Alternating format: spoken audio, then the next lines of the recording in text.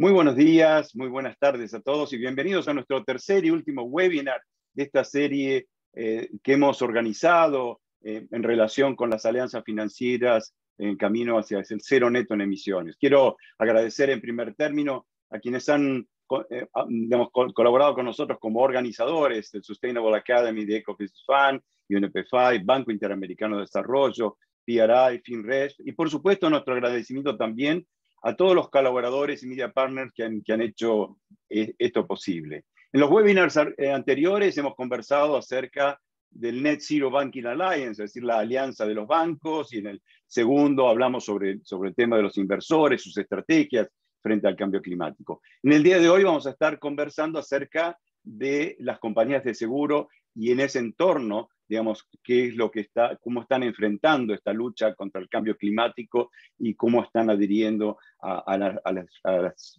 iniciativas que hay en ese sentido.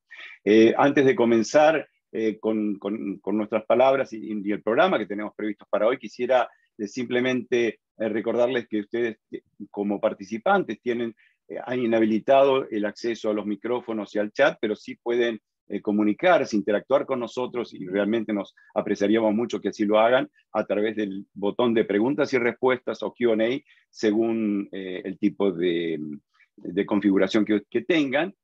Quiero además mencionar que este evento contará con interpretación simultánea a través de el logo de globo terráqueo pequeño que tienen en el borde inferior de sus pantallas. Estas interpretaciones simultáneas se harán en español, en inglés y en portugués. Y también quiero mencionarles que esta presentación, las presentaciones que utilizaremos, así como la grabación de este evento, también estará disponible en la página que luego les haré llegar el link de conexión. En primer término, quiero dar la palabra a Mirencho del Valle, ella secretaria general de UNESPA, y que hablará en representación de FinRes, que es el Centro de Finanzas Sostenibles y Responsables de España, y quien nos dará un breve marco sobre el rol de las compañías de seguro respecto del tema del cambio climático. Adelante con el mensaje de Mirencho, por favor. Buenos días a todos. Muchísimas gracias a UNED5 por invitarme a participar en este webinario sobre la Net Zero Insurance Alliance en representación de FinRes. Para quienes no nos conozcan, FinRes es una red constituida por las 5 asociaciones empresariales que representamos los intereses del sector financiero en España. Representamos a las distintas tipologías de entidades de crédito, a los fondos de inversión, a los fondos de pensiones y a las entidades aseguradoras. Y nuestro objetivo es ayudar a que España pueda transitar mejor hacia una economía más descarbonizada, poniendo nuestro acento en la ayuda a la pequeña y mediana empresa, que es la base del tejido empresarial en nuestro país. El tema de la ponencia de estas palabras introductorias tiene que ver con el papel que puede jugar el sector asegurador en la sostenibilidad. Y muchos piensan que como somos una actividad poco contaminante, poco tenemos que hacer en la sostenibilidad. Y es justo lo contrario. La sostenibilidad forma parte del ADN de las entidades aseguradoras. Y podemos hacer mucho en 2 vertientes. Una bien conocida, que son las inversiones, y otra tal vez menos desarrollada y conocida, que es la de la suscripción, la del desarrollo de nuestra propia actividad aseguradora. Y voy a referirme primero a este tema, al más desconocido, al de la suscripción, porque el sector asegurador lo que hace es conocer y analizar los riesgos, y a partir de ahí intenta proponer soluciones para mitigar sus consecuencias. En este sentido, somos un proveedor de prevención y un aliado de primera magnitud para empresas y ciudadanos en el desarrollo de su gestión sostenible. Y luego, cuando los eventos se producen, que es algo que nunca podemos evitar, estamos allí para ayudar a la recuperación. En este sentido, son las entidades aseguradoras las que marcan sus políticas de suscripción. Pero es verdad que esas políticas de suscripción pueden también ir virando poco a poco para ayudar a la sostenibilidad. Y en ese sentido es importante conocer el papel que juega el sector asegurador en la cobertura del riesgo climático. Y me quiero referir aquí a dos instituciones que son fundamentales en la colaboración público-privada. Al Consorcio de Compensación de Seguros, que da cobertura para riesgos extraordinarios, donde están cubiertos los riesgos climáticos, pero también otros eventos como la erupción volcánica que se está produciendo en este momento en la isla de La Palma, y también Agroseguro, que genera un escudo de protección en el mundo agrícola y ganadero y que ayuda también a mantener esta importante actividad en lo que venimos a conocer como la España vaciada. En el ámbito de las inversiones, somos un inversor institucional de primer nivel. En este sentido, invertimos cada día de la semana, incluidos sábados y domingos, 22 millones en la economía, con lo cual somos un aliado necesario para esa transformación hacia una economía menos carbonizada y más justa. Pero para poder desarrollar nuestro papel necesitamos también certezas, necesitamos seguridad jurídica, necesitamos que el marco regulatorio nos acompañe. Y en ese sentido necesitamos una taxonomía completa. Europa está trabajando en este ámbito, está trabajando en definir un lenguaje común, de tal manera que todos llamemos de la misma manera a las mismas cosas. Y en este sentido es importante también que haya emisiones verdes. Existe un apetito inversor en sostenibilidad del sector asegurador, pero es necesario también que haya más emisiones y es necesario también que para realizar nuestra labor de información tengamos un repositorio de información a nivel europeo que nos permita acceder a los datos que vamos a tener que trasladar a nuestros clientes de manera homogénea y comparable. Creo que estamos en una senda donde la participación del sector asegurador y la participación del sector financiero es fundamental. Podemos ser la palanca que ayude a Europa y al mundo a realizar este cambio. Y en ese sentido, desde FinRes, como alianza del sector financiero en España, estamos totalmente comprometidos a desarrollar esta actividad en favor de la sostenibilidad y de un mundo más justo. Muchas gracias y les deseo todo lo mejor en este webinario. Muchas gracias, Mirenchu. Realmente un mensaje que nos ha dado un panorama muy amplio y muy preciso, digamos, de cuál es la situación y la contribución del sector. Quiero dar ahora la bienvenida a Jerry Wilbanks. Jerry Wilbanks tiene su base en New York y está a cargo de Global Casualty and Environmental Line of Business de AXA XL. Tiene un trabajo muy protagónico también en el Net Zero Insurance Alliance, y nos va a estar compartiendo con nosotros, va a estar conversando acerca de cómo las compañías de seguros pueden contribuir en ese camino al cero neto, sobre todo la interacción con un sector que es clave, que es fundamental, que son los reguladores, supervisores en este campo. Welcome, Sherry. Sherry, thank you so much for being with us today, and the floor is yours. Thank you. Thank you. Thank you for having me here today. And apologies, after spending so much time in Asia, my Spanish skills are poor, so we will proceed in English. So it's a pleasure to speak to everyone here today a bit about the topic of being on the financial industry and insurance regulation and regulators and their role in the net zero agenda. So if we can go to the next slide, I thought before we get into the specifics of the role of regulators, I wanted to set the stage of what challenges we face with the net zero agenda.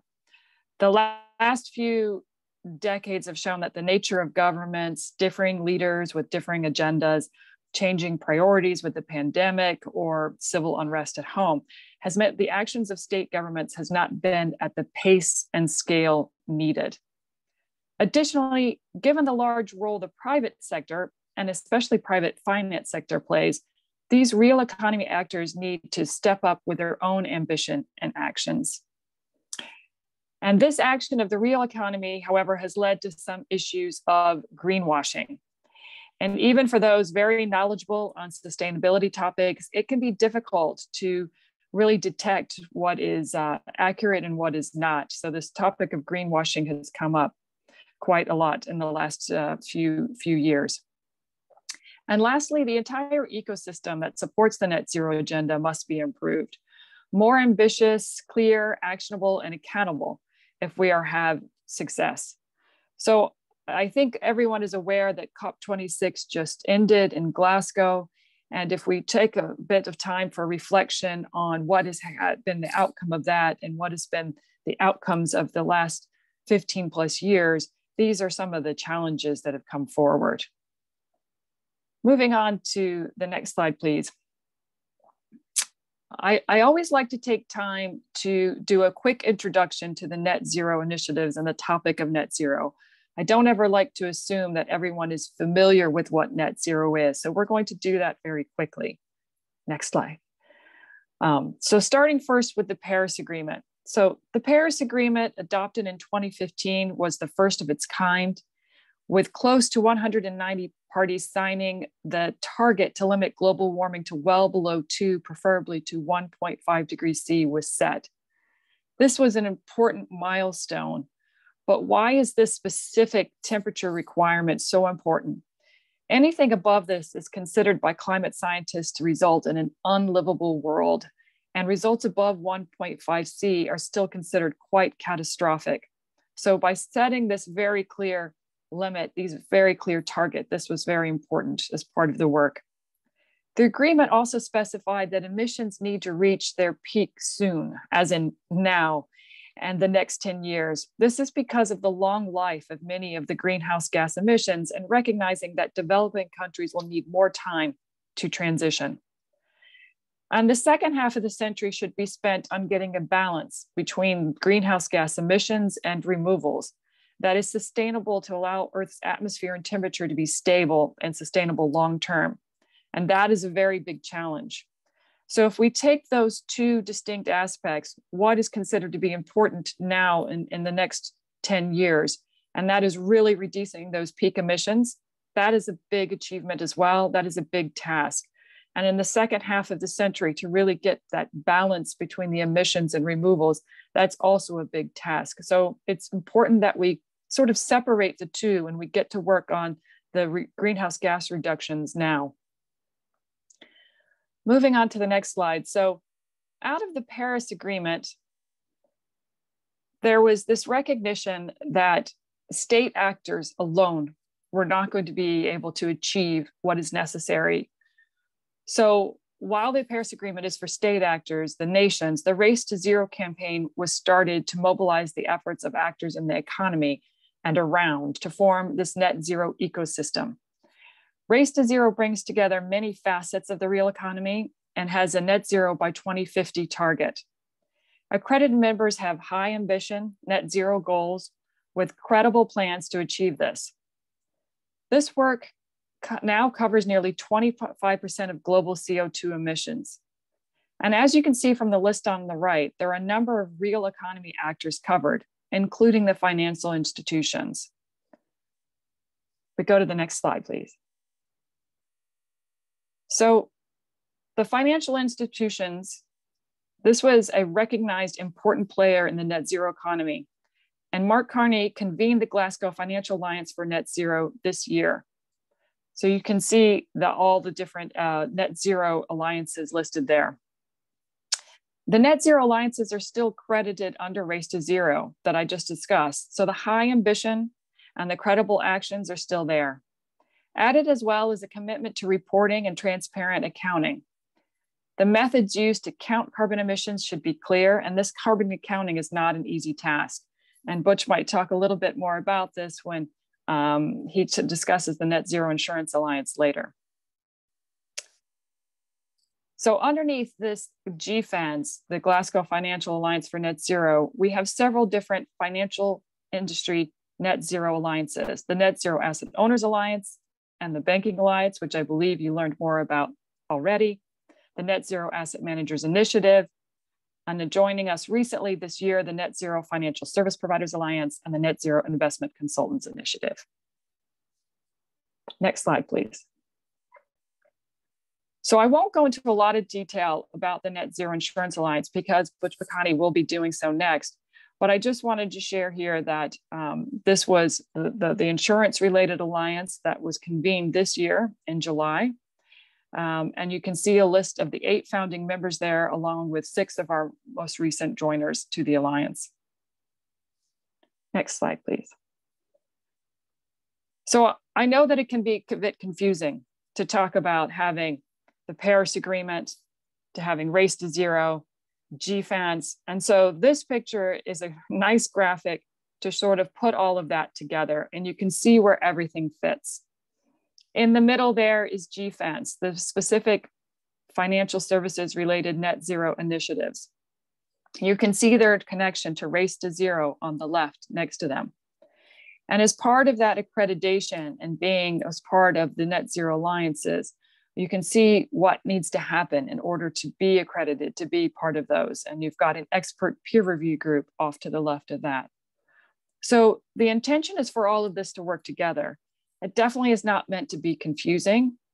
The reason that Mark Carney thought it was important to have an organization like GFANZ was because of the synergy that can happen when these different financial institutions are working together. And indeed, there's a lot of overlap in between some of the activities and actions. Even if we take ourselves as insurers, while we have the risk management, risk transfer actions and businesses, many of us, all of us, also have investments. And so most of, or if not all of the Net Zero Insurance Alliance members, for example, are also members of the Net Zero Asset Owners Alliance, because there is that collaboration and coordination that needs to happen because we have both types of activities. We go on to the next slide. So with that net zero background, I want to talk a little bit about the role of regulators and the part that they play in the net zero agenda. Next. So again, not wanting to assume that everyone has a background in the regulators and financial services, of which insurance is one, I wanted to talk a little bit about that. And so I've centered on these items. At the heart of this is the regulator action is to ensure that consumers are protected, that there are no financial shocks, and economic progress happens in a steady and consistent manner. So that's what you get around those roles and activities covered: the market efficiency and integrity, making sure that consumers are protected, and which includes the competition and pricing, ensuring that there's no illicit activity, and keeping that financial stability. When considering what is regulated exactly, the scope usually covers the financial institution itself, the markets that the institution operates within.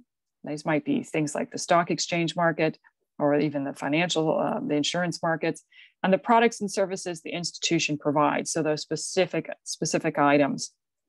This covers everything from investments and lending to advisory and wealth management. So in our sector, it would also include the broking activities that happens with our colleagues in the major broking community. Next slide.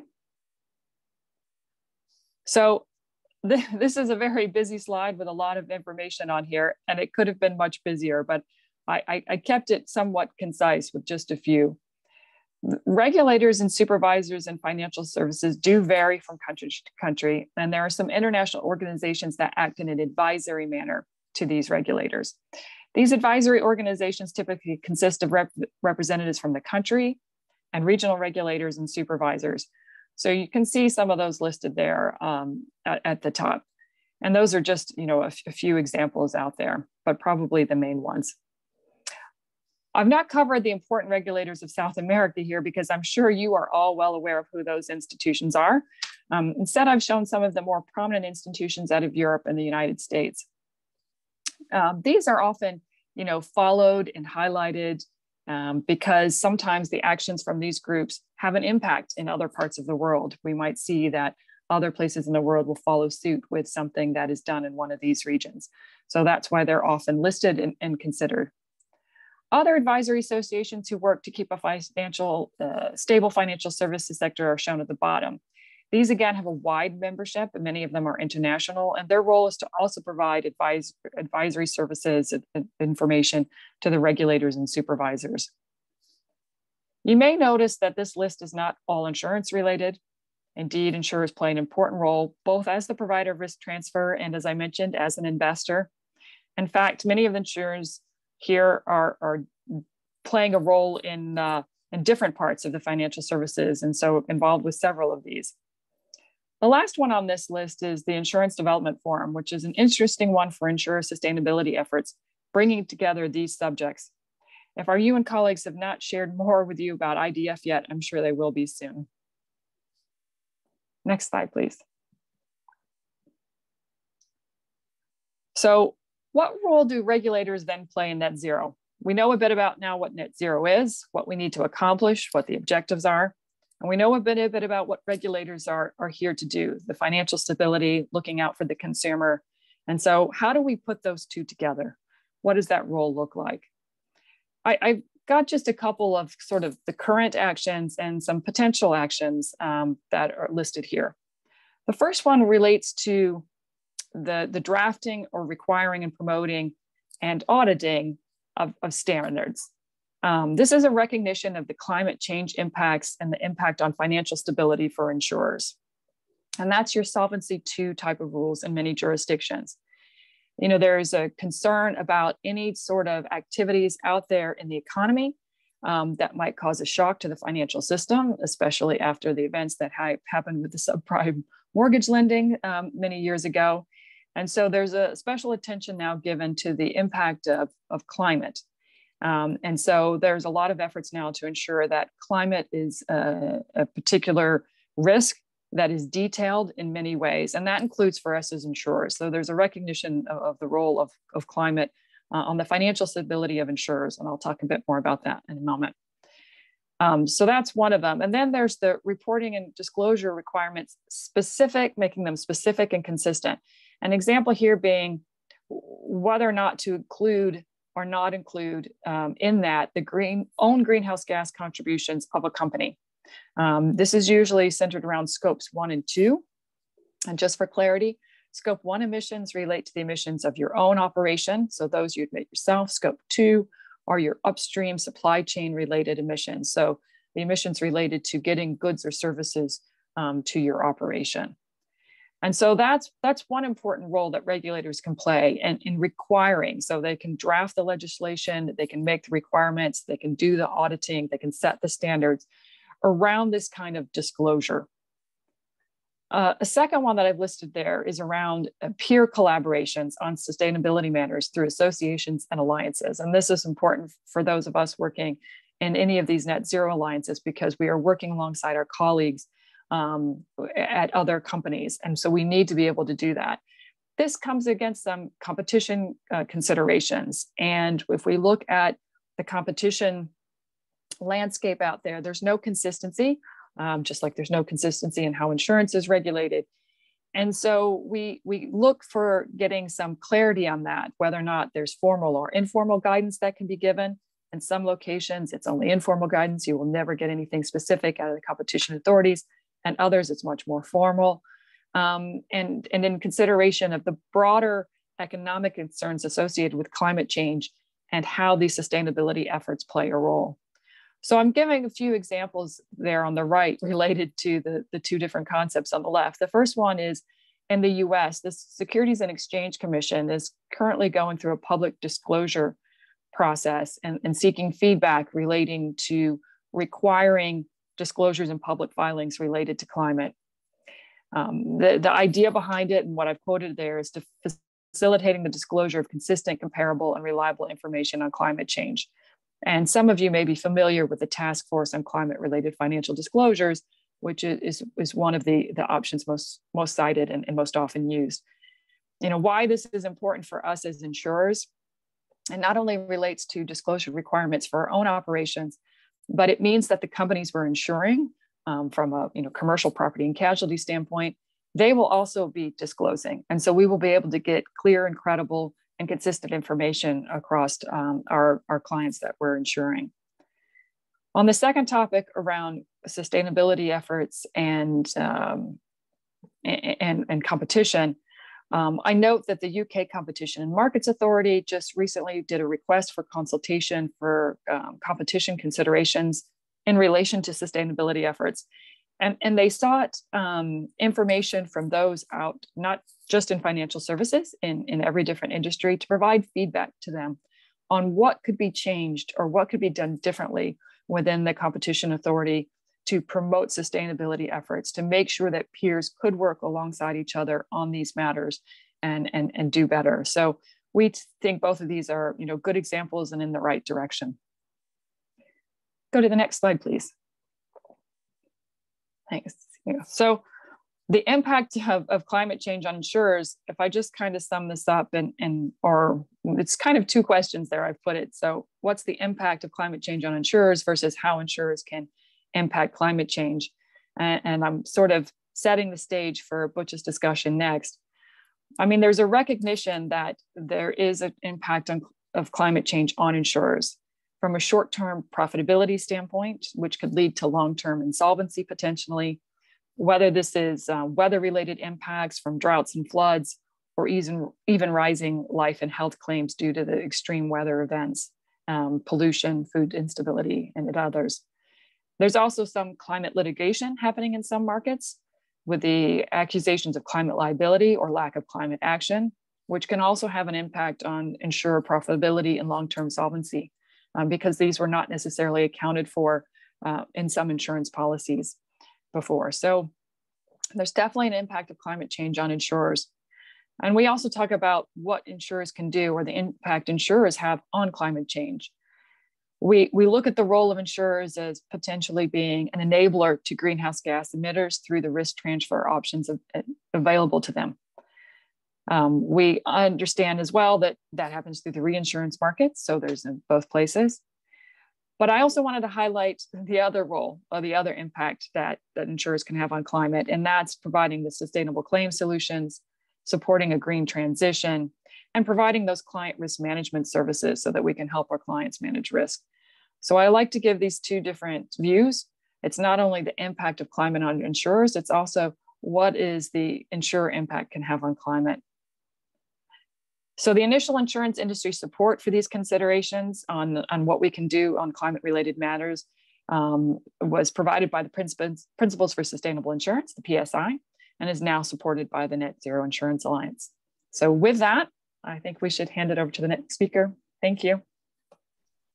Thank you so much, Sherry, for your great and valuable overview of how the insurance sector, can contribute in terms of this terrible fight against the impact of climate change. Great message. Thank you so much, Sherry. Now, ahora vamos a pasar a nuestro próximo invitado del día, que es Butch Bacani. Él es el líder del programa de ONU Ambiente en su iniciativa financiera y fundamentalmente liderando la iniciativa que tiene que ver con los principios de seguros responsables que acaba de mencionar también Sherry en su presentación. Él está a su vez también cumpliendo un rol protagónico en esto que tiene que ver con el Net Zero Insurance Alliance. Good morning, Butch. Thank you so much for being with us today, and the floor is yours. Thanks so much, Gustavo, and hello to all of you today. So as mentioned, the Principles for Sustainable Insurance is the largest collaborative initiative between the UN and the insurance industry.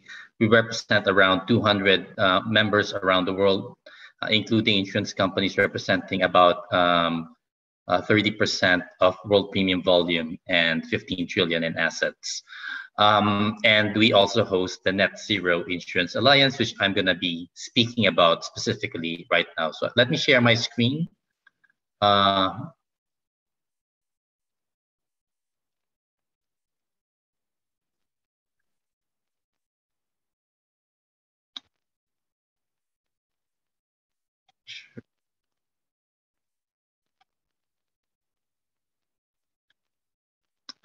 There you go. Should be. Can you see that, Gustavo, just to be sure? Yes, yes, I can, but it will be, now it's great. It's in slideshow mode. Okay, Thank you good. so much. Go ahead. Thank you. So just to summarize, the way we believe the insurance industry can support sustainability in general, including climate change adaptation mitigation, is through risk management, insurance and investment. Risk management, as mentioned earlier, understanding, preventing and reducing risk to begin with. No one wants losses. So to the point that we can quantify and prevent and reduce those losses, that would be good. Insurance has two roles: a role of a financial shock absorber to absorb shocks when they do happen, but also increasingly to de-risk the transition to a net zero sustainable economy. So there's two parts to it: absorbing shocks and de-risking that transition to net zero, and the wider sustainability agenda. And the third role is the role of institutional investors, which was also touched on earlier. So we need to keep on reminding ourselves that the insurance industry has these three roles to play in sustainable development. Sherry already mentioned the big picture, including the science. So what I just want to add there is that we are already at around 1.1 or 1.2 degree of global warming today. So we are looking at 1.5 degrees as the least worst option we could still realistically shoot for. So it will get worse from where we are right now, and the hope is that we can limit it to 1.5 degrees and avert catastrophic climate change. And that's the science behind why we need to go to net zero. Sherry had mentioned TCFD earlier. We have done work on how TCFD can be implemented by insurance companies. This was largely from the context of how climate change would impact insurance portfolios, be it on physical risks, whether it's floods or hurricanes or typhoons, or the transition from a high carbon to a net zero economy. How will that affect insurance business? And even the if there's more climate change litigation in the real economy, what would be the impact of that insurance companies, particularly those who write, for example, directors and officers liability or professional indemnity insurance. Now, that work has been supported by Mark Carney, who's also the chair of the Glasgow Financial Alliance for Net Zero. And that TCFD work is evolving because the latest report is that TCFD goes beyond simply managing climate risk in terms of their impact on your insurance business. It's also aligning financial portfolios, be it lending, investment, or insurance, with the temperature goals of the Paris Agreement. And that goes into the direction of net zero, where we really need to bring emissions to net zero by 2050 at the latest, if not sooner, so that we have a striking chance of achieving or limiting global warming to 1.5 degrees. So on the investment side, we know that there's an initiative already, the Asset Owner Alliance, which has already been presented to you in a previous webinar. That alliance was led by insurance company Allianz and has expanded to involve other insurance companies and other institutional investors, such as pension funds. So that's already happening as we speak. It's the oldest net zero initiative in finance. And that's the reason why they're already setting and revealing and publishing their first interim science-based targets for the next 5 years as we speak right now. So what we're trying to do with the Net Zero Insurance Alliance is to cover the insurance or underwriting side or liability side of the balance sheet. And this is the focus of the Net Zero Insurance Alliance, and we are trying to match the same ambition of what insurers have done on the asset side of their balance sheet.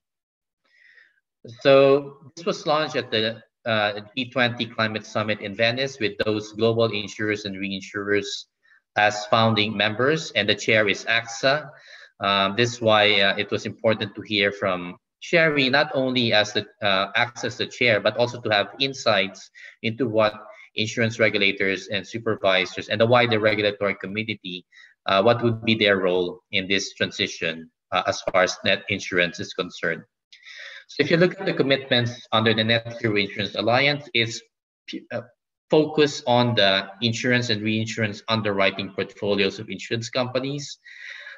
It requires an insurance company to set science-based intermediate targets every 5 years and to report on those on progress annually. We should have a target setting protocol in place by January 2023, and as soon as that's available, insurance companies that are part of this alliance must publish their first intermediate targets for the next 5 years within 6 months. It also considers latest scientific knowledge because science is evolving and we want to assimilate as much of that into the thinking into the alliance. It recognizes TCFD, but it also looks into the Task Force on Nature-Related Financial Disclosures, which is an emerging framework right now. And if you look at exactly what happened in Glasgow, one of the big ideas and successes in Glasgow is the fact that nature-based solutions, the role of nature in carbon mitigation, climate change mitigation and adaptation is very strongly linked to the net zero agenda. And then we also are recognizing other frameworks like the Global Biodiversity Framework that will be launched next year. You are required to sign the PSI. Number 8, I think, is very important. We are encouraging any insurance company that joins the alliance to also to do the same on their investment side by joining, for example, the Net Zero Asset Owner Alliance. So this is not a requirement, but we strongly encourage it because we believe an insurance company should be net zero on both its on both sides of the balance sheet. And just like with any initiative, collaboration with the wider industry, regulators, and policymakers is important to make this agenda impactful. So what is net zero insurance? Because this is really the latest concept in net zero finance. A lot of the thinking about finance emissions has largely been around a narrative about investment and lending and not insurance. So here are some of the examples that we have flagged in the commitment of the Net Zero Insurance Alliance to be approaches that an insurance company can take. A company can set underwriting criteria for certain carbon-intensive activities. For example, all the founding members of the Net Zero Insurance Alliance individually have their own coal policy. Some of them have already recently updated their oil and gas policy. So one can do that in insurance. On investment, if insurers can be active owners and engage with companies as that they own or partly own or have a share in, they can also do that in insurance where they can engage with corporate or retail clients that they insure or they might insure on whether they have a credible net zero decarbonization pathway. And just like financing the transition, you can ensure the transition and ensure renewables, next generation technologies and breakthrough technologies that's needed to make the net zero transition happen, including nature-based solution. One thing that's very unique to insurance is claims management. So every day there's millions of claims out there, be it property or motor, and how those claims are managed can also, if you are repairing instead of replacing, if you're building back greener, these are efforts that will make help reduce emissions as well. And that's very unique to the insurance business model. Most financial institutions have an enterprise risk management framework or sustainability framework, and we believe that insurance companies can also embed the net zero criteria into these risk frameworks that they use for their business models. And finally, just like any other industry sector, you can engage with policymakers and regulators to make sure that the transition to net zero is science-based as well as socially just as we move to net zero. What are the work streams that we're working on? So the most intense work stream is to make sure that there's metrics for insured emissions. So we know that there are metrics for finance emissions on lending and investment. That exercise of attributing carbon emissions to insurance lines of business or insurance activities has not yet been done. And so we're partnered with the Partnership for Carbon Accounting Financials to develop the first global standard for insured emissions, to develop baseline metrics for insured emissions. This will then give us insight in terms of how we shape a target setting protocol that will guide insurance companies who are part of the alliance to set their individual science-based targets every 5 years. And that is the exercise that's needed to really help bend the emissions curve. In addition to that, we're working on a white paper that will produce early next year that will show to people who know net zero but don't know insurance what is net zero insurance, or those who know insurance but don't know net zero what is net zero. This is not about adaptation, it's not about investment, it's about mitigation, net zero, and insurance practice. We also have a work stream on engagement. First, largely engaging with policymakers and regulators to raise awareness on what net zero insurance is.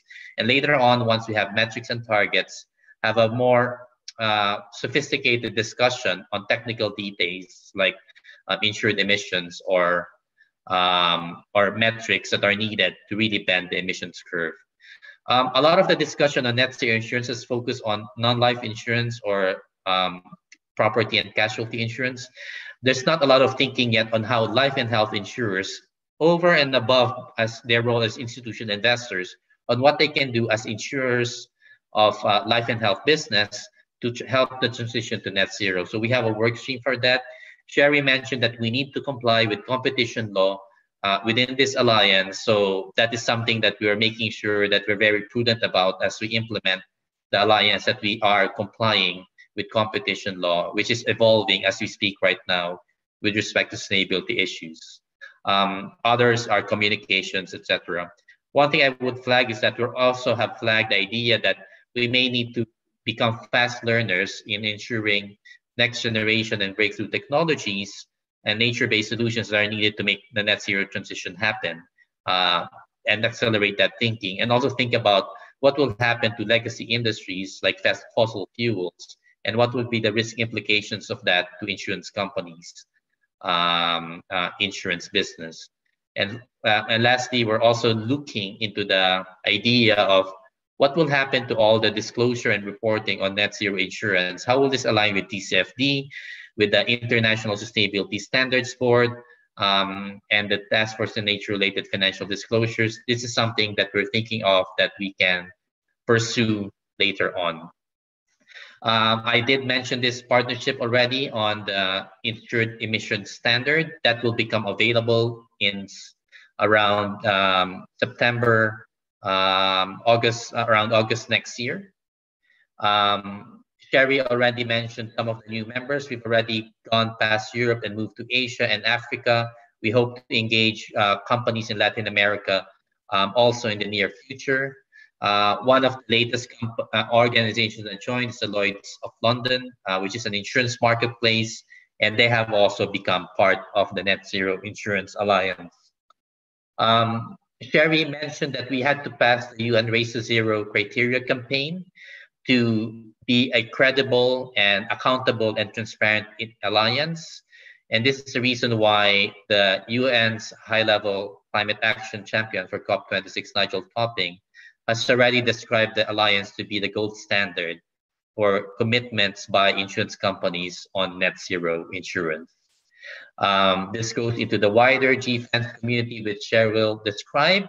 So that the basic idea is that every professional financial decision, be it on lending, insurance, and investment, would take net zero into account. And this is also why GFANS was a big step in COP26 in terms of how to galvanize the entire financial system towards net zero going forward. I just wanted to flag that while net zero is absolutely important, this is the other side of the coin, which is adaptation and is resilience is really important as well.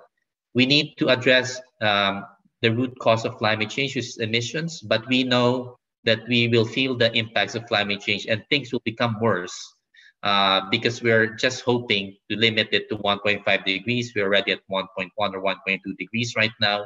So, and making sure that communities are resilient to the impacts of climate change is really important.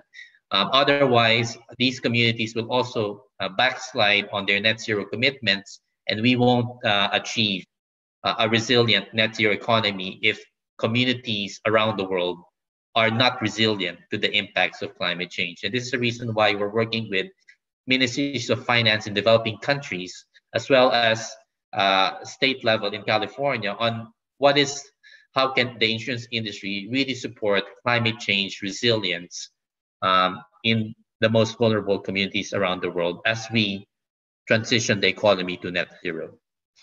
So to summarize, there's so many things that insurers can do. I simply focus on climate change, on TCFD, on net zero, and a little bit on resilience. But we also have produced in the PSI an ESG guide for underwriting. We're trying to look at insurance sustainable development goals into the wider SDG agenda. And as I mentioned, we're also working with sister initiatives like the Asset Owner Alliance on the investment role of insurance companies, and also on work about nature-related risk and opportunities that are part and parcel of the insurance agenda. I leave it there. The next commitment that we have is that beyond insurance companies, we will be targeting brokers.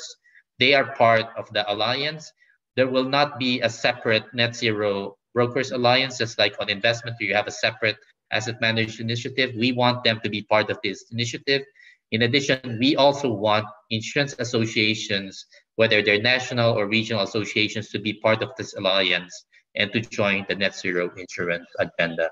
This is how you can contact us, and I hope you found that presentation helpful.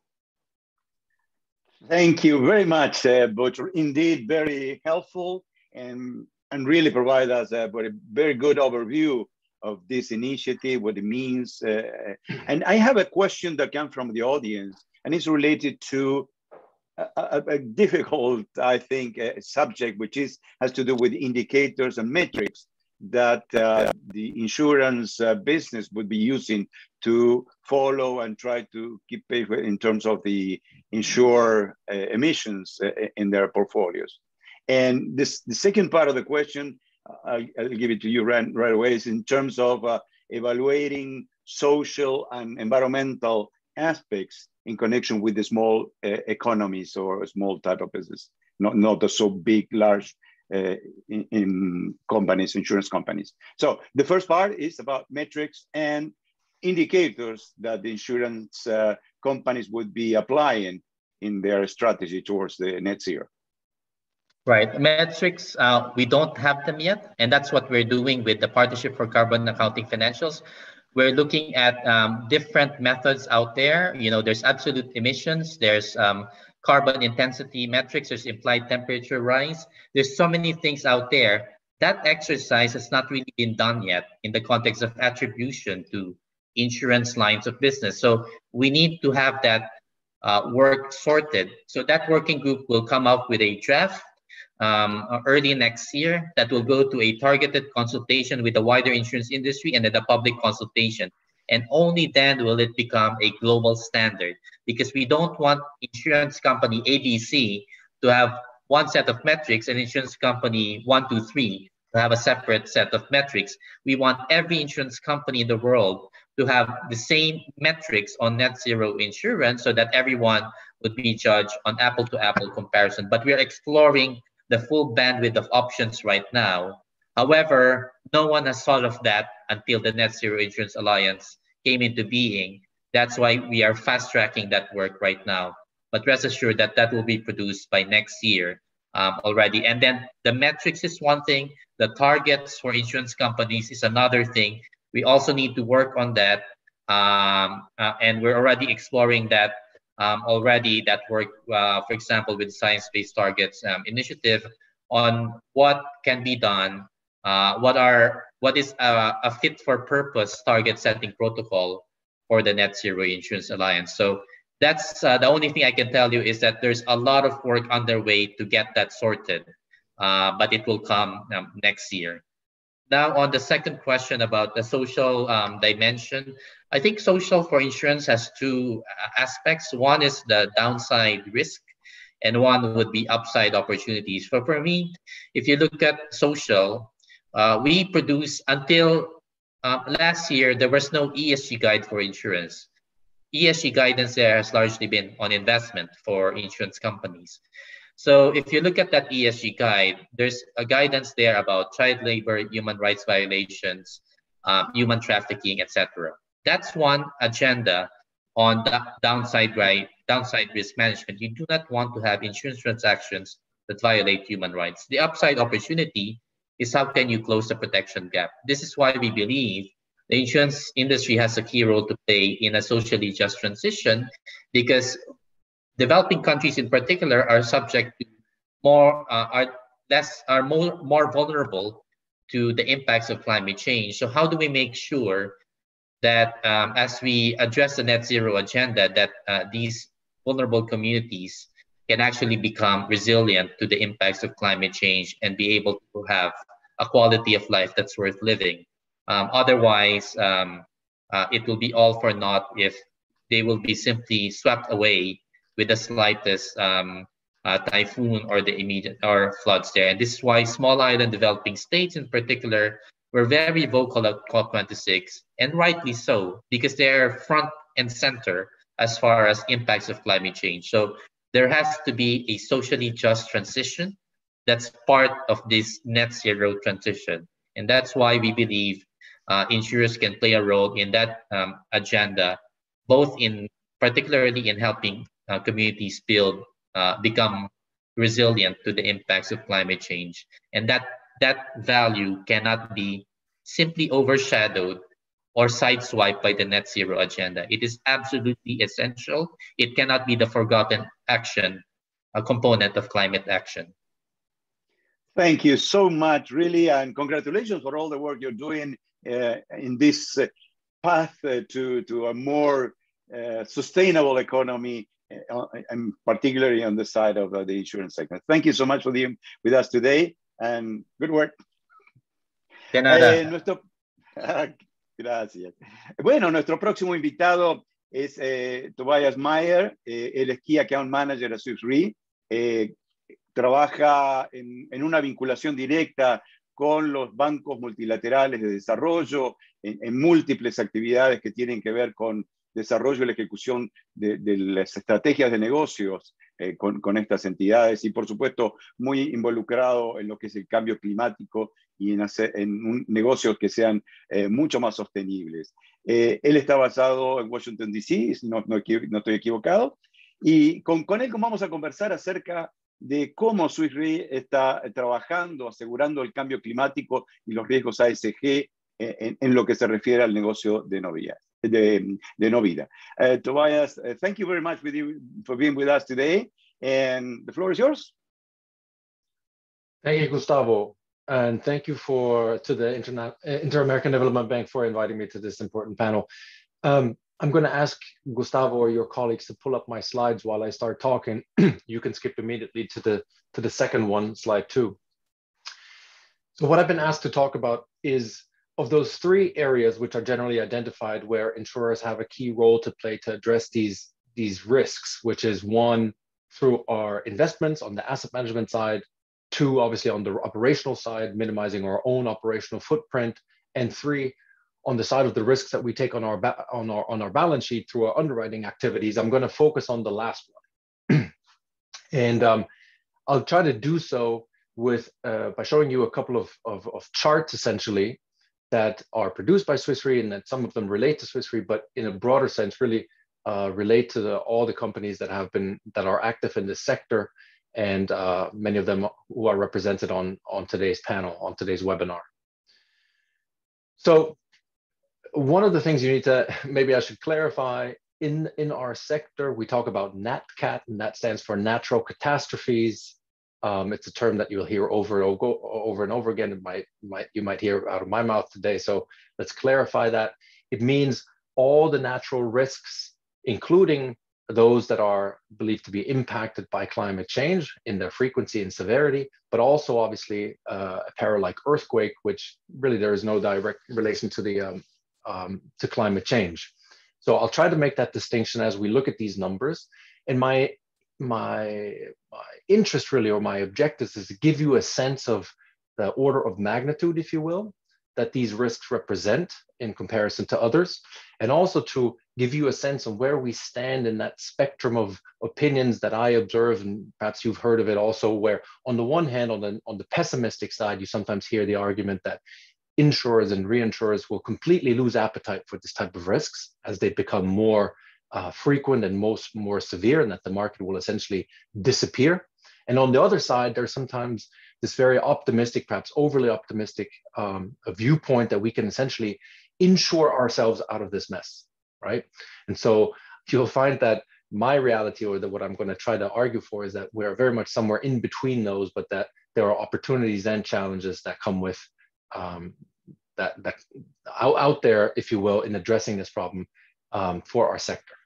So let's just look at the leftmost bubble on this chart. So 4.7 billion is the number of estimated claims that my company, as one of the leaders in the reinsurance field, paid for a particularly devastating year, which was 2017. You may remember that in 2017, there were three huge hurricanes in the Caribbean that also affected, obviously, the southern United States. Hurricanes Harvey, Irma, and Maria. There we go. And it's, I believe, to date still the costliest year in the history in terms of losses paid by the industry as a result of natural catastrophes. Skip to the next slide, and I'll show you a little bit how these claims are evolving. So this is a chart that we'll see another version of in a minute. So let's take a second to look at what this says. On the x-axis, you have the years from 1970 until 2020. And on the y-axis, you have insured natural catastrophe losses in billions at 2020 prices. And the different colors show you the distinction between what we call primary perils and secondary perils. So you should know that in our underwriting activities, insurers and reinsurers very much look at different risks that could affect or trigger a policy or lead to a payout. And so here we make a distinction between primary perils, natural catastrophe perils. Those are traditionally the ones that have huge potential of accumulation. That's hurricanes in this part of the world where I am, also called tropical cyclones or typhoons in other parts of the world, certainly earthquakes. And then also large-scale floods, like we see, particularly, for example, in Europe, that has quite a history of huge floods. And the secondary perils are either smaller events or those, if you will, secondary consequences of primary events. So the most obvious to imagine is excessive rainfall precipitation as a result of a hurricane. And so, as you can see, from 1970 to 2020, there's clearly an upward trend, and the 10-year moving average, which is the red line, indicates how these losses are becoming more and more important in volume. What we also have to recognize, though, is that climate change is not the primary driver behind this evolution. The primary driver in this evolution is simply that there are more and more assets at risk or in locations in harm's way. It's very easy to imagine this if you think back to what Miami or Florida might have looked like in the 1970s and what it looks like today. Then obviously you can imagine that the same storm, if you will, caused a loss of much smaller dollar numbers back then than it would today. So the density of urban populations, the accumulation of values, if you will, of physical assets in locations that are prone to natural catastrophe is the main driver. What you can also see here is that the primary perils that I mentioned earlier, which are illustrated in green here, can lead to huge spikes. And so 2017, there is the largest bar towards the right-hand side of this slide that I referred to earlier. Those are the hurricane that was driven, if you will, by the hurricanes that I mentioned, Harvey, Irma and Maria in this part of the world. And it's the secondary perils in blue and the light blue, if you will, that have a smaller impact, if you will. Now, when they both combine in the year like 2017 or also 2011, then you get the spikes of 2005. By the way, that was the year of Hurricane Katrina in the United States. And then you can have these outlier years for which we don't really see a trend yet. What we see is a trend related to the secondary perils, so more and more intense rainfall, if you will.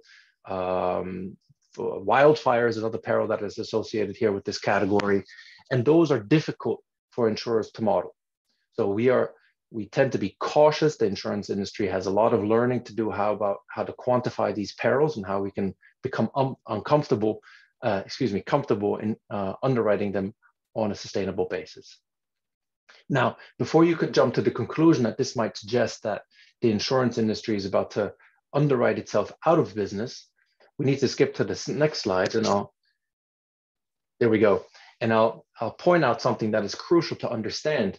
So my company, yes, Swiss Re is one of the world's leading providers in reinsurance, and there are another couple of companies that fall into that category that are represented on today's webinar. But the reality is that about 75% of risks and 75% of the losses that they cost are simply uninsured today. And so it is not necessarily the case that the claims burden on companies such as mine are increasing and increasing, and we won't be able to pay for them.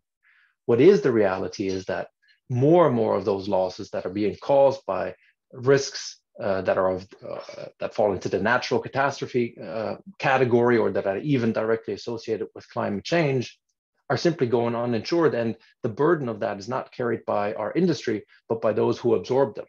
If you skip to the next slide, I can illustrate this with the same chart, but what we see here is the difference between insured losses in the dark blue and uninsured losses in the light blue.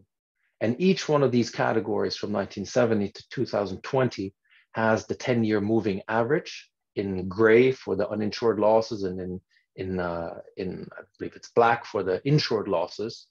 And the widening gap between those two lines is the literal illustration of what Butch rightfully called the protection gap, right? So you can see that, yes, insured losses are going up over time, but ideally the insurance industry would have charged a premium that is commensurate with that risk and therefore can sustain it.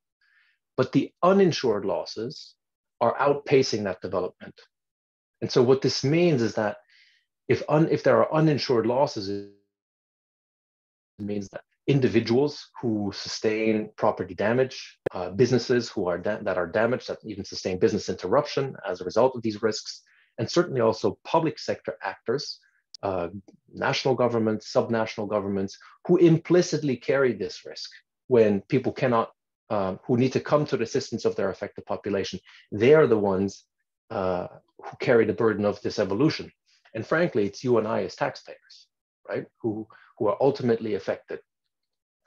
And so the reason I point out this trend is that if the insurance industry really wants to make an impact through their underwriting of such risks, then we need to not only focus on our model quality, on being able to assess the insurable risks, but we need to find a way to insure more of these risks.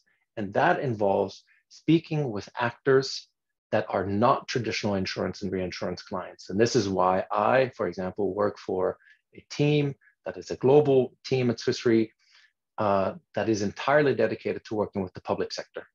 So institutions like the Inter-American Development Bank that have privileged access and relationships with sovereigns, for example, play a huge role in this, in making people or making decision makers understand what is the burden on them explicitly, if there is a law that requires them to come to the assistance of the affected population, or implicitly, if there's none, but if there's a social or political expectation that they do, to quantify these risks, understand their recurrence period, and understand the different ways that can be, the different means, if you will, that can be put in place to address them. So insurance is one of them, or more generally, risk transfer is one of those instruments that governments are more and more considering.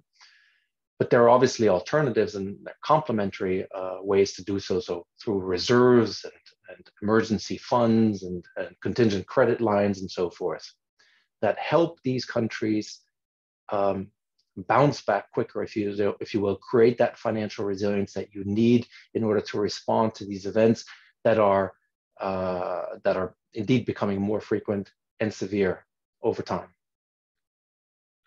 And so, excuse me, I'll stop there. I hope that this gave you an idea of the dimension, first of all, of the scale of the issue, but also of this distinction between, yes, there are insured losses and yes, they are increasing, but the insurance industry and the reinsurance industry is largely comfortable with those.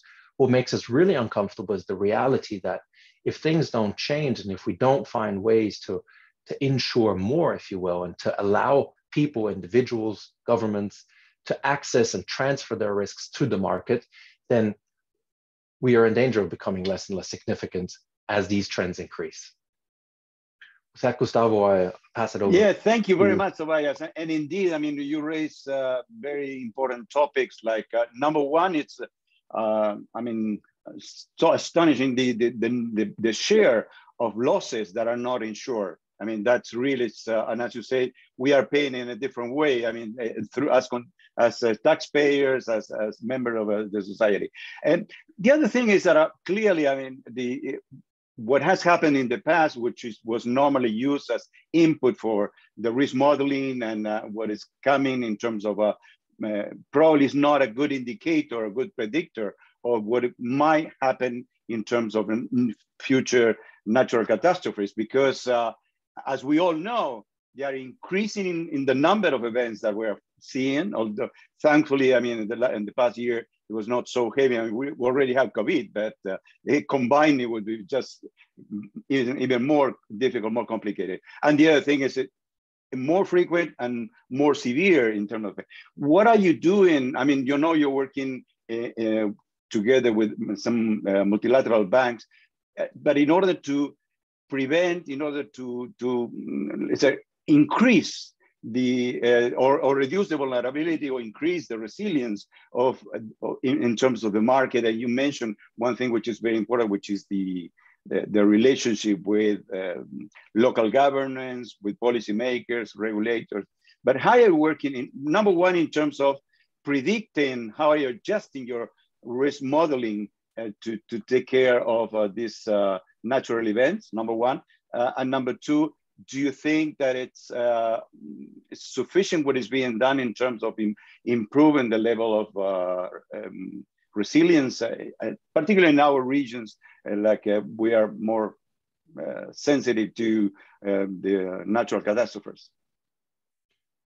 So in terms of better understanding these risks and being able to quantify them, then by extension, being able to offer more coverage against them, that is a huge area of research for companies like myself. We hire, large teams of very specialized scientists, if you will, to recalibrate these models, to develop the models and adjust them over time. And I personally would make the case that this is such a competitive market, right?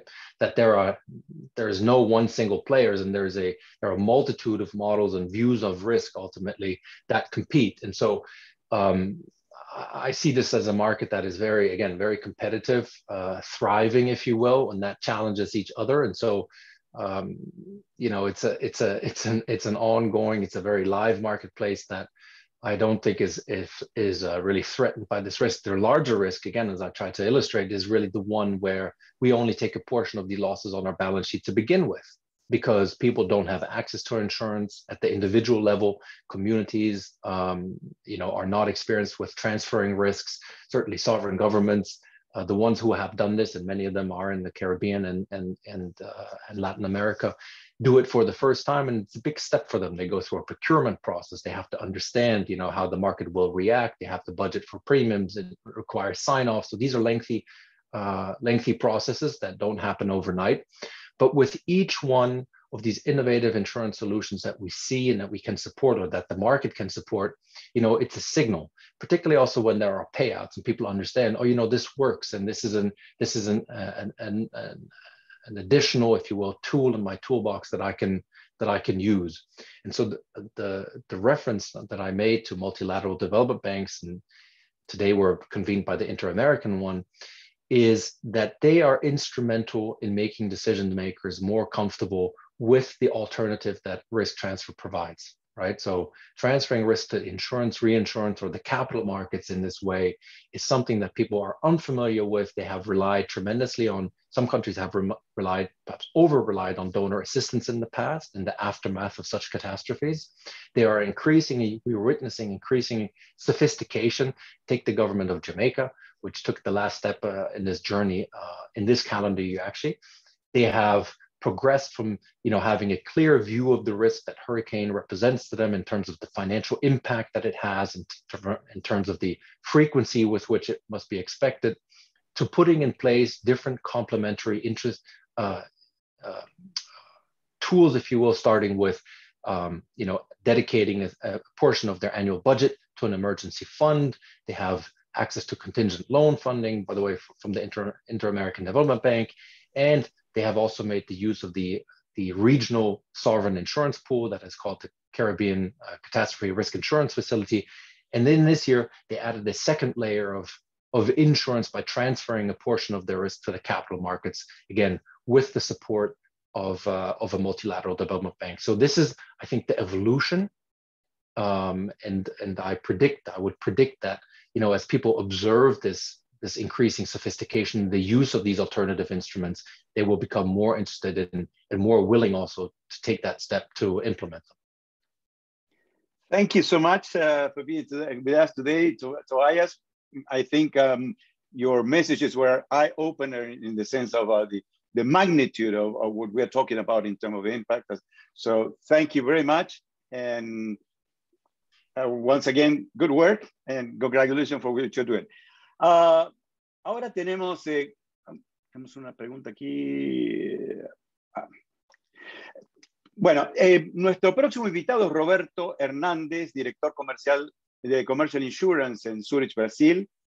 Forma parte de los teams ejecutivos también, digamos, a nivel regional, entiendo. Así que con él vamos a estar conversando acerca de un tema realmente muy importante, porque todo esto que hemos estado conversando con los previos expositores en términos de las catástrofes naturales, todos estos cambios que estamos observando en los mercados, presentan muchos desafíos para las compañías de seguro y en términos de cómo enfrentar esos desafíos. Así que quiero darle la bienvenida a Roberto. Roberto está basado en Brasil, pero tenemos el privilegio de que puede hablar con nosotros en español para toda la audiencia. Bienvenido, muchas gracias por estar con nosotros y te cedo el lugar para la presentación. Muchas gracias. Muchas gracias Gustavo, y buenos días en el continente americano y buenas tardes en Europa, ¿no? Y muchísimas gracias por la invitación de poder compartir tan ilustre panel con mis colegas, ¿no? Y antes de empezar, I would like to congratulate my speaker colleagues for their excellent presentation. Congrats, my friends, really well interesting. Entonces, pasando aquí a hablar en español, ¿no? Hacía tiempo que no conseguía hablar en mi idioma materno, y yo creo que va a facilitar un poco también mi interacción con todos ustedes. Entonces, colocando el contexto, ¿no?, de cómo la compañía Zurich entiende la sustentabilidad de nuestro compromiso, ¿no? Nuestro compromiso con la sustentabilidad está muy alto, ¿no? Queremos de verdad crear un futuro mejor todos juntos, ¿no? Y para eso nos hemos marcado como objetivo ser una compañía hiperresponsable con impacto, ¿no? Yo creo que la palabra correcta es impacto, ¿no? Hemos escuchado a mis colegas de otras compañías de seguros, como todos estamos bien focalizados y con una ambición clara de tener impacto en la sociedad, ¿no?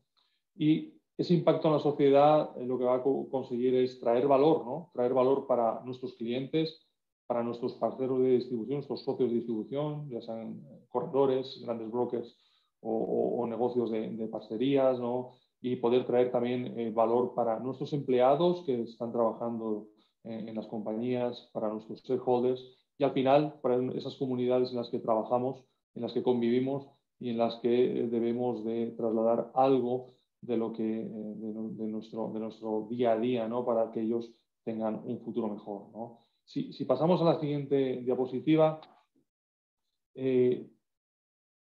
nosotros entendemos en la compañía que la sustentabilidad tiene tres temas transformacionales, ¿no? Pasando de la derecha para la izquierda, confianza en la sociedad digital. Estamos en un mundo totalmente digitalizado, cada día más, y nosotros confiamos y tenemos unas iniciativas para que esa sociedad digital sea absolutamente confiante, tratamiento de datos, etcétera, etcétera, ¿no? Igualmente, nuestras fuerzas de trabajo, nuestros colaboradores, las personas que trabajan para nosotros y que tanto ayudan, ¿no? Sin ellos sería imposible alcanzar ningún objetivo, ¿no? ¿Cómo vamos a ayudar a nuestras fuerzas de trabajo en esa transición, ¿no? de ese mundo más digital? Y lo que queremos hablar hoy, ¿no? Lo que nos ha traído hoy encima de la mesa, ¿no? Ese desafío del cambio climático, ¿no? Del calentamiento climático, ese desafío que nace en la COP21 del Acuerdo de París con el compromiso de reducir 2 grados el calentamiento global y con por lo menos 1,5, ¿no? 1,5 grados, ¿no? ¿Cómo vamos a hacer de forma activa analizando los riesgos y cómo vamos a tratar las oportunidades para conseguir ese objetivo que estamos viendo que no va a ser nada fácil y que tenemos que actuar ya en este momento, ¿no? Si me dais la próxima diapositiva, por favor, si nos focamos en qué significa ese calentamiento global y qué tenemos que hacer, ¿no? Hoy en día es una realidad, está impactando a nuestros negocios. Los eventos climáticos de la naturaleza se están incrementando con más frecuencia y siendo más severos. Tobías mencionó algunos datos relevantes de cómo va creciendo el impacto climático y cómo debemos de adaptarnos y mitigar en lo que sea posible ese impacto, ¿no? Cada vez las pérdidas son mayores. Tenemos ahí una tendencia de crecimiento de esas liabilities asociadas a las compañías y a los equipos de dirección de esas compañías por la gestión del cambio climático, ¿no? De su SIE, ¿no? Como Batch también tuvo ocasión de presentar para nosotros. Cada vez más, también Sherry habló, ¿no? Nuestros inversores, nuestros reguladores demandan más de las compañías de seguros, del mercado asegurador para tener un marco mucho mejor de compliance. Los inversores ya no es la antigua figura hoy, todas las compañías de seguros, las entidades financieras como un todo, debemos de ser altamente proactivos en la gestión de compliance y del cambio climático, governance, etcétera, etcétera, etcétera, ¿no? Y también cómo vamos a conseguir en esta misión que tenemos el mercado de seguros, que esas pérdidas no aseguradas cada vez sean menor, ¿no? Para eso está el mercado de seguros, ¿no? Para intentar que las pérdidas no aseguradas sean cada vez menor a través de muchas acciones que estamos haciendo cada uno de nosotros, ¿no?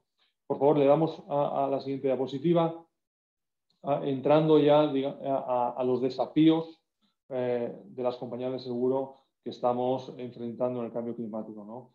Súper importante ayudar a los negocios, ya sean pequeños, ya sean medianos, ya sean grandes, o ya sean personas físicas con sus hogares, ¿no?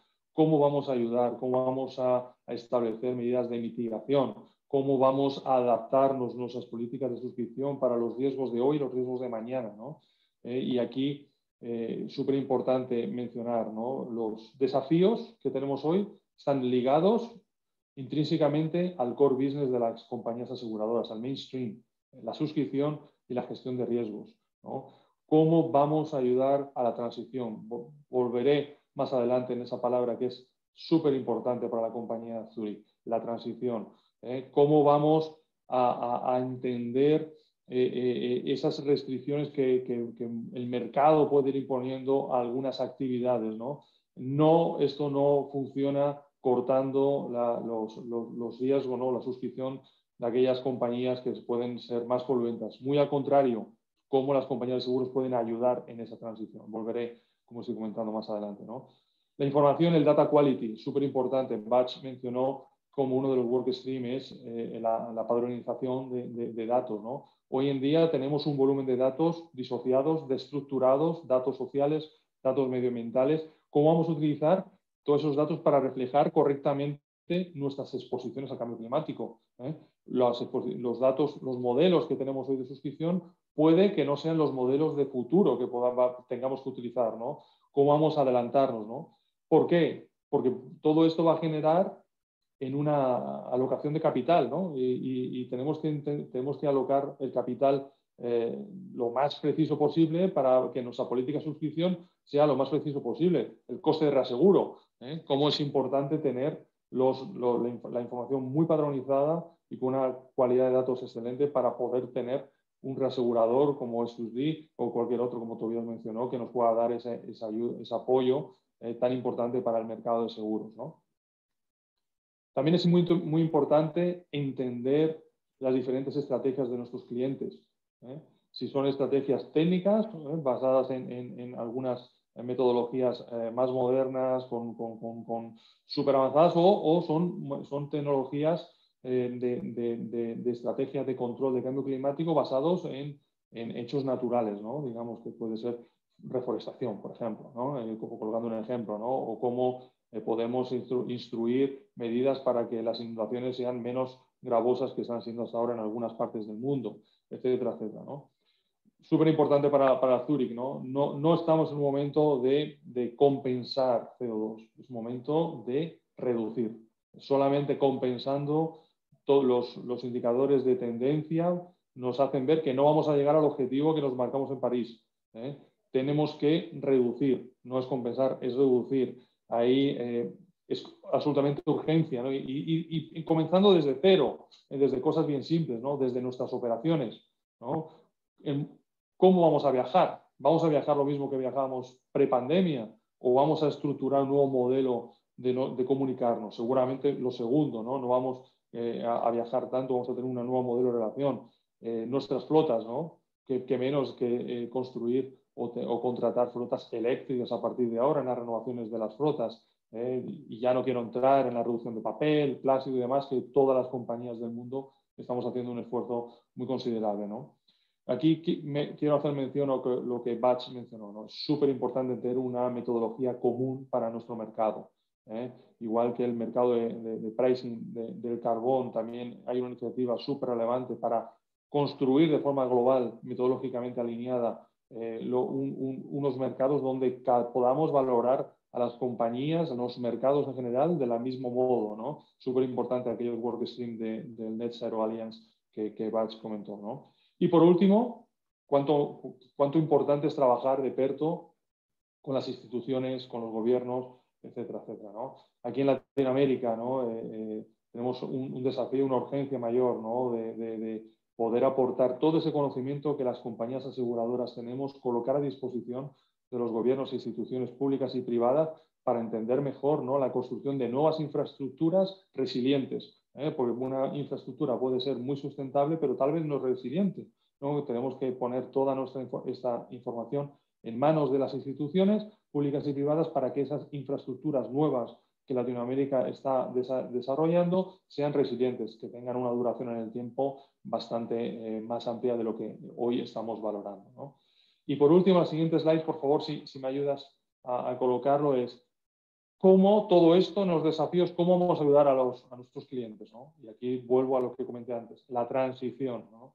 Tenemos que ayudar en esa transferencia de riesgos, tenemos que estar muy cerca de nuestros clientes, entendiendo cuáles son sus desafíos y trabajando con ellos.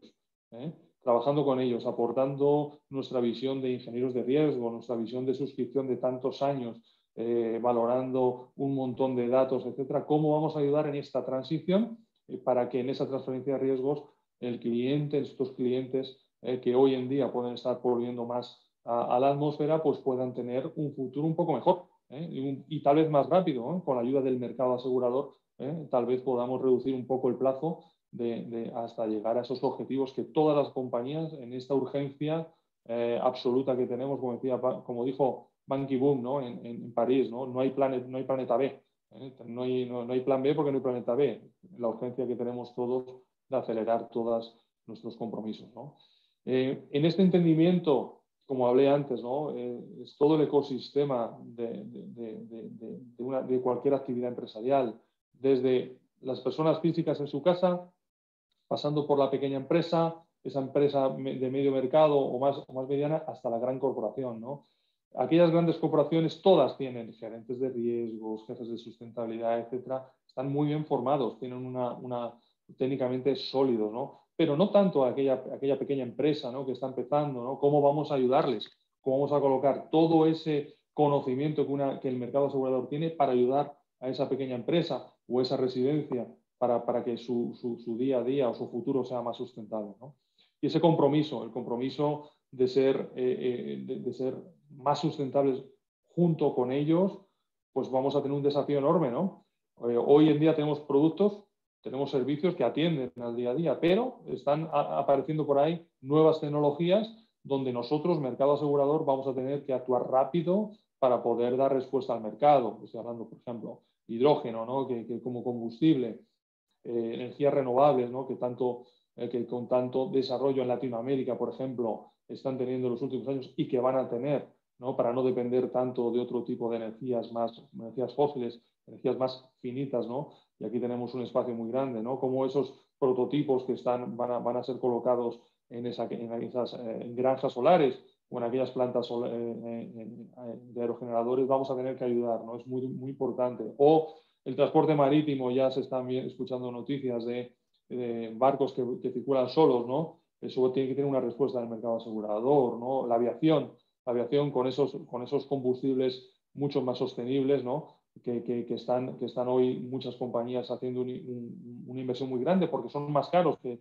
el combustible tradicional, ¿no? Todo esto nosotros tenemos que estar preparados para aquellas iniciativas de captura, secuestro y almacenaje de carbón, ¿no? Cómo el mercado asegurador va a dar una respuesta a esta iniciativa que va a ser súper importante para el futuro y llegar a esos compromisos de 1,5 grados de París, ¿no?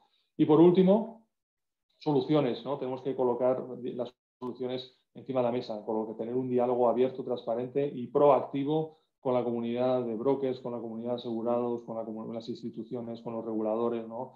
Como desde el punto de vista de asegurador o de Zurich, en este caso, vamos a ser un advisor, vamos a colocar de forma transparente todo nuestro conocimiento para que el camino hacia la sustentabilidad sea lo más rápido posible, ¿no? Sin olvidar al final las inversiones, ¿no? Como alguien mencionó a lo largo del día de hoy, esa economía circular, ¿no? Como nosotros desde Zurich tenemos un firme compromiso de inversión en los green bonds, ¿no? La compañía a día de hoy creo que tiene invertido más de 5.000 millones de dólares en green bonds, ¿no? En inversiones de impacto sustentable, ¿no? Con todo esto, Gustavo, lo que queríamos mostrar es, tenemos un desafío muy grande, tenemos un camino por delante que caminar todos juntos y el mercado asegurador va a ser un player súper importante para alcanzar los objetivos. Muchísimas gracias, Roberto. Bueno, te aclaro, yo vengo de un ramo completamente diferente. Mi extracción es de la industria bancaria, por lo cual siempre vi al negocio de seguros como algo complejo, digamos, difícil, muchas veces con un ecosistema de jugadores entre las compañías de seguro, los reaseguradores, los brokers, etcétera. Todo un mundo bastante complejo, donde el tema de alguna forma, de lo que es los datos, digamos, es un tema, imagino, clave y además con mucho valor, porque obviamente contar con esos datos significa tener una cierta ventaja competitiva. Pero aquí viene un poco, por un lado la pregunta es, en esta situación uno dice, para poder gestionar mejor los riesgos, para poder de alguna manera enfrentarlos y trabajarlo mejor, debería conocer esa situación, digamos, mucho mejor. Y para eso los datos son claves y TCFD en lo que hace a la parte del cambio climático da una buena señal de esa. La pregunta es, ¿qué tan sensible es la información y el tema de poder compartir esa información en la industria del seguro? Digamos, ¿qué tanta voluntad hay de poder compartir para que todos conozcamos mejor cuáles son los riesgos? Hablando como posibles socios en la parte de financiamiento, pero también como inversores, etcétera. Muchas gracias, Gustavo. Es una pregunta interesantísima y dificilísima de responder. O sea, primeramente, como mencioné, uno de los pilares básicos transformacionales es la confianza en la sociedad digital, y uno de los pilares básicos que Zurich tiene es la protección del dato, ¿no? La protección del dato para nosotros es fundamental. Entonces, por eso digo que no vamos a compartir un dato frío, ¿no? Que no aporte. No, nosotros, yo creo que ahí el mercado no va a estar por la labor. Ahora, datos globales de impactos, como Tobías mencionó y mostró, ¿no? De cuál es el impacto en los eventos catastróficos y demás. Eso es fundamental. Es fundamental para entender para entender esos modelos de suscripción, ¿no? Cómo gestionan, cómo se comportan. Necesitamos toda esa información. Y hoy el mercado reasegurador, en ese ecosistema que tú dijiste es tan complejo, que son las compañías, el mercado reasegurador sí que tiene esa información, porque al final él maneja mucha información y sí que coloca a disposición de las compañías también algunos datos para poder modelar y precificar correctamente, ¿no? Y ahí, bueno, pues tenemos algunos desafíos interesantes, ¿no? O oportunidades, que es el famoso seguro paramétrico, ¿no? Que está basado en datos. El seguro paramétrico al final no es más que es marcar un evento, y marcado ese evento, la compañía de seguros digamos, indemniza el siniestro, ¿no? No hay un proceso de regulación de siniestro, ¿no? Para marcar ese evento lo que utilizamos son datos que normalmente están soportados por la propia compañía de seguros y por el mercado reasegurador. Hay una conjunción de datos. Desde el punto de vista de riesgo de suscripción, ¿ves que el tema del cambio climático está teniendo una repercusión, ya sea en el valor a riesgo o en los precios? ¿Cómo están encarando? Claramente, como hemos mencionado todos los ponentes hoy, cada vez son más frecuentes los eventos de naturaleza y cada vez tienen más severidad.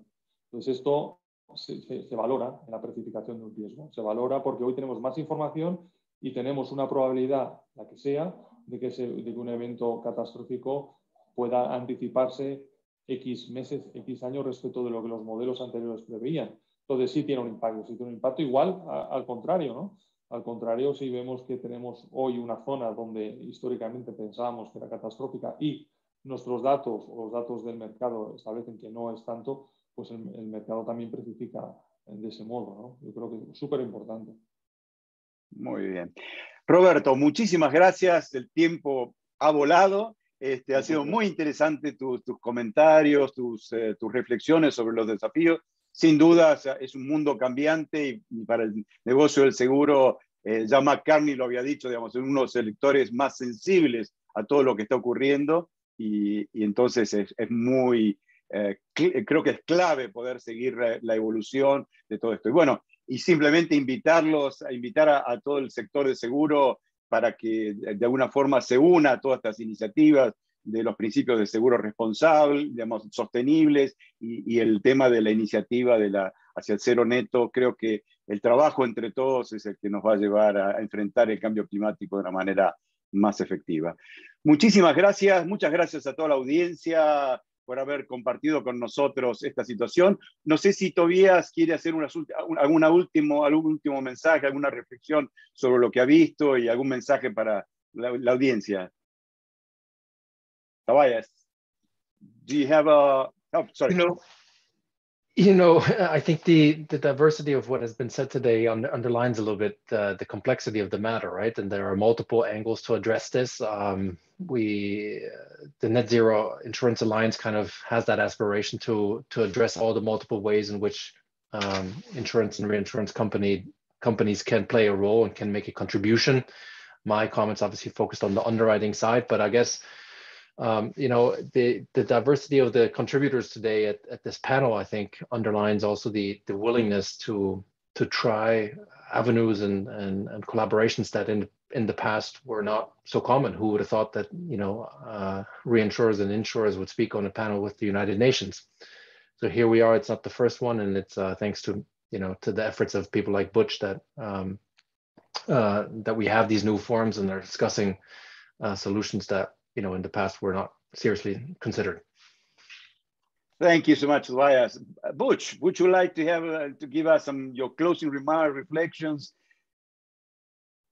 Oh, it's very simple. I think we need to make it happen this decade. This is the UN's decade of action. So if we don't cut emissions in half by 2030, we will not reach the 1.5 degree target. And we are basically then condemning this generation and future generations to catastrophic climate change. I wouldn't be able to sleep well at night if that were the case. So I think we all have a reason, a compelling reason to make this the decade of action, both on resilience and net zero. This is not a government agenda only. This is not a private sector agenda only or civil society. It's an agenda for all.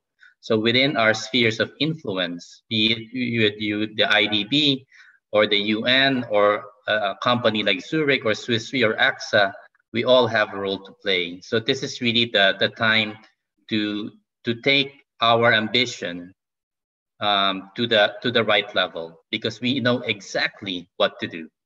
And so I think that's the challenge for all of us, is how to live this ambition and this challenge every day. Thank you so much. Thank you, everyone. And hope you have enjoyed as much as I did with this webinar, and invite you to our next events. Thank you so much and have a great day.